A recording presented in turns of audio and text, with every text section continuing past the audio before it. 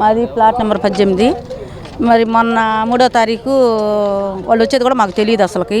తెల్లారగట్ట 5కి 5:30కి మా అబ్బాయి పాల ప్యాకెట్ కోసం బయటకు వెళ్తే కొక్కిలేరులో ఏమైనా అక్కడక్కడ ఉన్నాయంట.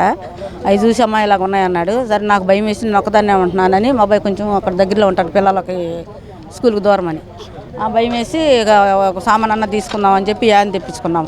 ఆ యాన్లో సామాను మేము వేసుకోకముందే వాళ్ళు వచ్చేసి ఎంటర్ అయిపోయారు 6కి 6:30 కల్లా వచ్చేసి ఎదర కొంచెం సామాను వేస్తూ ఉండగానే వెనకాల కూల్చేశారు. అది కూల్చేసేటప్పుడు మేము యాన్ పెట్టేసాం. అది మేము కొంచెం సామాను వేసి ఎగుతలకే వెనక వైపు నుంచి కొన్ని వచ్చి వెనక వైపు కూల్చేసినాయి. మేము ఒక్క మాట కూడా మాట్లాడుకోవట్లేదు. సామాను తీనిచ్చేదాకా కూడా మాకు ఖాళీ లేకోకుండా పడేశారు. ఇంకా కొంత సామాను అందుట్లోనే ఉంది. ఇప్పుడు 3 రోజులు అయిపోయింది. మరి మేము ఇంతమందికి చెప్తున్నాం. అసలు ప్రభుత్వం ఒక్కరు కూడా మా కాడికి రాలేదు. ఎందుకని మేము కేసు పెడితే వాళ్ళు ఎందుకు కేసు తీసుకోవట్లేదు? మేమేమన్నా దొంగతనం చేసామా? స్థలాన్ని ఆక్రమించుకున్నామా? తీసుకోలేదు. నేను పెట్టేసి కంప్లైంట్ మాది రాలేదు కదా. మెసేజ్లు రావాలి కదా, మాకు రాలేదు కదా. మళ్ళీ పొద్దున పోయి అడిగితేనేమో ఆయన సిఐ తీసుకోవట్లేదు అని అన్నాను. సిఐ ఎందుకు తీసుకోడు? వాళ్ళకి హెల్ప్ చేస్తారా? మాకు చేయరా? మీరు ప్రభుత్వం ఉంది ఎందుకు? అందరి కోసమే కదా. మరి మాకెందుకు చేయరు? మా కేసు ఎందుకు తీసుకోవట్లేదు?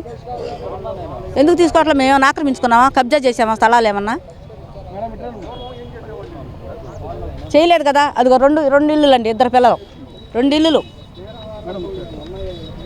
మా దగ్గర డబ్బులు లేవు. మెడల్లో పెట్టుకొని మేము ఏదో చిన్నగా రేకుల చెట్లు వేసుకున్నాం. మేము 3 కుటుంబాలు ఉంటున్నాం. ఆ 2 ఇళ్లలో 2 కొడుకులు, నేను, కోడలు. మరి మమ్మల్ని మా మొత్తాన్ని రోడ్డు పాలు చేశాడు కదా.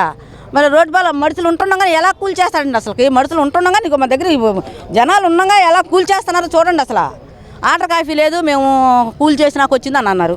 చూడండి ఒకసారి ఆర్డర్ కాఫీ ఉందో లేదో, సుప్రీంకోర్టు ఆర్డర్ కాఫీ. మరి ఎందుకు చేస్తున్నారు అంత ధైర్యంగా? వాళ్ళు ఎట్లా చేయగలుగుతున్నారు? వెనకాల ఏదో పెద్ద గ్యాంగి ఉంటేనే కదా.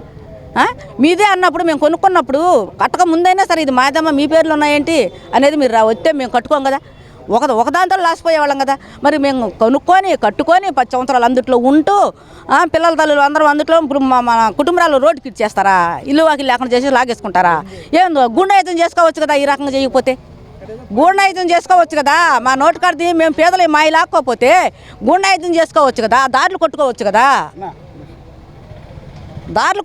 కదా. పెద్ద మనిషి తరహాగా లాగేసుకోకపోతే దారులు కొట్టుకొని బతకొచ్చు కదా. మా పేదవాళ్ళ దగ్గర లాక్కొని ఆటోలు తోలుకొని బతికే వాళ్ళ దగ్గర లాక్కోకపోతే ఇది దోసేసుకుని మాది అని అంటున్నారు కదా మీరు.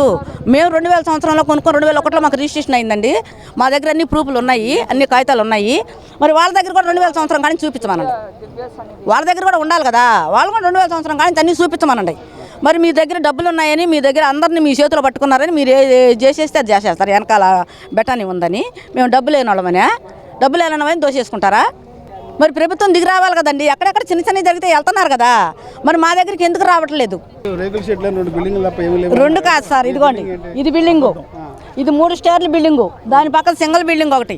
మాది రేకుల చెట్లు మాట నిజమే కానీ మేము ఎంత గట్టిగా కట్టుకొని పైన మా దగ్గర శక్తి లేక అప్పటికి కోళ్ళ మా మెళ్ళ పెట్టుకొని పైకి వచ్చేటప్పుడు రేకులు రెండు ఇల్లులు అనమాట. మావి రెండింటికి మేము గట్టిగా అది ఒక్క సంవత్సరం వాళ్ళు కోలేసిన కనపడుతున్నాయి కదండి. అది ఇనుము కనపడుతుంది కదా, బిల్లర్ల బియ్యంలో కనపడుతున్నాయి కదా, వేసుకున్నాం. రేకుల చెట్లే అనుకోండి, పూరిళ్ళు కూడా అనుకోండి. మా బతుకులు కావా? మేము అందుట్లో ఉంటున్నాం, మా శక్తి లేదు, మేము అందుట్లోనే ఉంటున్నాం. పూరిళ్ళు అయినంత మాత్రాన మేము బతకూడదా? మేము మా ఇంట్లో మేము ఉండకూడదా? మా దగ్గర శక్తి లేదు, మేము పూరిళ్ళే కట్టుకున్నాం అనుకోండి. రేకుల చెట్టు కూడా కాదు, పూరిళ్ళే అనుకోండి. మా ఇల్లు కోలస్తానికి మీకేం ఇది ఉంది? మీరు మమ్మల్ని ఖాళీ చేయించేంతవరకు కూడా ఆగలేకుండా కొట్టాల్సిన అవసరం ఏముంది? రేకుల చెట్టుతో కొట్టేస్తావా? రేకుల చెట్టులో ఉండేవాళ్ళని చంపేస్తావా? రేకుల చెట్టులో ఉండేవాళ్ళు బతకూడదా? ఇప్పుడు ఇక్కడ ఈ ప్రాపర్టీ మాది, ఇప్పుడు వచ్చి ఇక్కడ ప్రెస్ మీట్లు పెట్టి ఇక్కడ ధర్నాలు చేసినా కూడా మేము కేసులు పెడతామని చెప్తున్నారు. మేము కూడా పెడతాం. మా కేసులు ఎందుకు తీసుకోవట్లేదు? సీఎం గారు ఎందుకు రావట్లేదు? వాళ్ళు పెడతారండి, వాళ్ళకి వెనకాల డబ్బు ఉంది, పెద్ద పెద్ద చేతులు ఉన్నాయని మనకు అర్థమైపోతుంది. లేదా ఇంత డబ్బు వాళ్ళకి ఎక్కడి నుంచి వస్తుంది అంటే పేదవాళ్ళ మీదకైతే వస్తారా? అంటే డబ్బులు ఈ రకంగా ఎదబెట్టే వాళ్ళకి మీకు డబ్బులు ఎక్కడి నుంచి వచ్చినాయి, ఇలా అన్నీ ఏంది, ఎలా చేస్తారా మీకు అని అడగరా? మమ్మల్ని అడుగుతారా? మేము ఆటోలు తోలుకొని బతికే వాళ్ళ దగ్గర డబ్బులు లేవని మమ్మల్ని అడుగుతారా? మావి తీసుకోరా? కేసులు తీసుకోరా? మా ఇల్లులు కాదా? మా బతుకులు కావా? మేము మనుషులం కాదా? మరి ఇలాంటివన్నీ సీఎంలు మేము కావాలని గెలిపించుకున్నాం కదా, అందుకని మాకు ఈ బతుకుమానమా? మరి ఈ పనులు చేసే కాడికి మమ్మల్ని చంపేస్తే పోయింది కదా. ఆ ఇళ్లలో పెట్టి తలుపు గళ్ళేసి కూల్చేస్తే పోయింది కదా. మరి ఆ ఇళ్లలోనే పోయేవాళ్ళం కదా. మరి సమాధులు కూడా కడతానన్నాడు కదా ఆయన, ఆ లాయర్ సమాధులు కూడా కడతానన్నాడు కదా. మరి మమ్మల్ని చంపేసి కట్టి చేయొచ్చు కదా. సమాధి కడతా అని చెప్పారా? అన్నాడు ఆయన. మరి సమాధులు మమ్మల్ని ఆ ఇంట్లో పెట్టి గళ్ళేసేసి కూల్చేసి చచ్చిపోయేవాళ్ళం కదా. అప్పుడు ఆ ఇంట్లో సమాధులు కట్టేసి సమాధుల మీద కాపురాలు చేయొచ్చు కదా. వాడు బతుకు ఇప్పుడు కూల్చేసాడు బాగానే ఉంది, రేపు పొద్దున చచ్చిపోతే వాడికి ఒక కట్టన్నా గోతులో వేస్తారా? వేయరు కదా. మమ్మల్ని ఇంతమందిని అన్యాయం చేసేసి ఇంతమంది ఏడుపులు చేసేసి బిడ్డ తరం వాళ్ళు నాశనం అయిపోతారండి. వాళ్ళు బిడ్డ తరం నాశనం అయిపోవాలి. మా ఇల్లు కూల్చేసి మా బతుకులు నాశనం చేసేసి బిడ్డ తరం వాళ్ళు వంశం లేకుండా పోవాలా.